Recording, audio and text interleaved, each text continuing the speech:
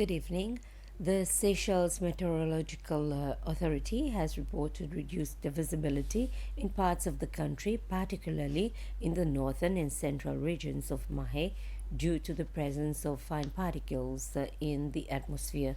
These particles are being carried into the region by northwesterly winds originating from the Gulf area, a phenomenon that can occur during this rainy season.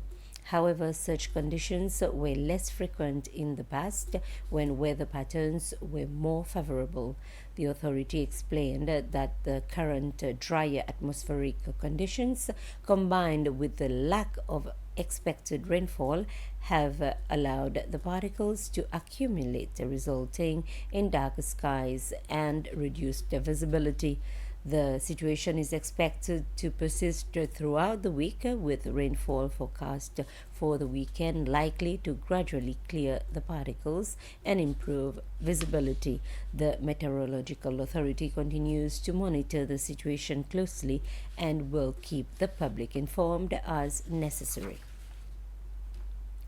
The Department of Fisheries, Agriculture and the Blue Economy, in partnership with the Fisheries Transparency Initiative FITI, has presented the latest FITI report to Principal Minister Wallace Koskro. The report provides an assessment of Seychelles' progress in the fisheries management and governance, with recommendations to improve transparency and stakeholder participation. Now it's a 6 year of FITI implementation. Seychelles has made notable progress, according to FITI Chairman Philippe Michaud. The report evaluates transparency across 12 key areas of fisheries management, including foreign fishing agreements and large and small scale fishing activities.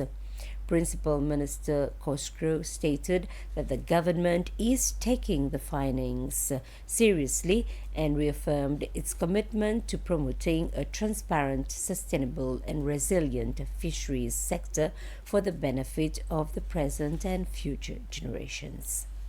It's a testament to our commitment towards fisheries transparency, the desire to do better, and the desire to ensure that there is transparency at all levels in the work that we do at the ministry, at the department, as well as the implementing arm of the department, which is SFA. And also, additionally, we have with us the Blue Economy, where we also look at fisheries as part of the Blue Economy initiatives. A training session on patent drafting was held to strengthen local expertise in protecting new ideas and inventions developed by entrepreneurs in Seychelles. The training was organized by the Department of Trade and Investment in partnership with the Ministry of Foreign Affairs and the Diaspora and the SADC Secretariat. The initiative aimed to address the shortage of patent drafters in Seychelles and enhance the protection of inventions. Participants included legal professionals and representatives from the intellectual property field. This is basically an awareness raising training. We surely can't expect to be having experts at the end of the training. So my expectation is that at the end of the training, we will be having people who are interested in furthering their knowledge in intellectual property, furthering their knowledge in patent drafting, and furthering their knowledge in the broader aspects of socio-economic development of Seychelles in the context of intellectual property. The main weaknesses are the intellectual property legislation. So the pieces of legislation have to talk to each other, so that at the end of the day, the Registrar General's Department is able to address all the concerns. The concerns including, of course, it always starts with IP awareness. You speak to a common man in the street, they don't know what intellectual property is, first of all. And then, of course, we will be able to cover and be able to share what IP means. Mrs. Aline Thomas celebrated her 101st birthday during a ceremony at her home at Onsope. It was with joy and gratitude that family members, close friends, and some people in the community gathered to celebrate Mrs. Thomas' birthday. She has been living in Onsupe for about 42 years.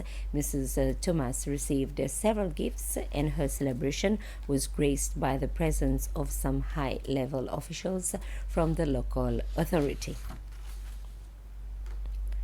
The minister responsible for finance, Pierre Laporte, will present the proposed budget for this year 2026 to the National Assembly tomorrow morning, and the government is proposing a sum of 11.8 billion rupees. Minister Laporte's budget address will be live on SBC Day, Radio Cecile, and SBC YouTube as from 9 a.m. And with this, we end this news summary. I'll be back at 8 with the Creole Bulletin. Good evening.